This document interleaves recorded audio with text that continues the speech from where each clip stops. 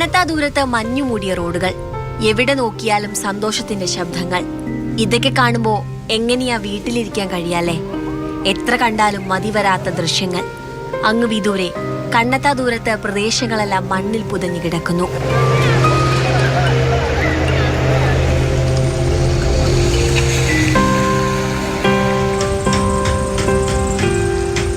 കഠിനമായ മഞ്ഞുവീഴ്ച പ്രദേശത്തെ ഗതാഗതത്തെയും സാരമായി ബാധിച്ചിട്ടുണ്ട്.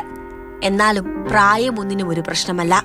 മഞ്ഞിനെ മതിവരുവോളം ഒന്ന് കാണാൻ ഓടിയെത്തുന്നവർ നിരവധിയാണ്. എല്ലാവർക്കും ഒരാഗ്രഹം മാത്രം: മഞ്ഞിൽ കളിക്കണം.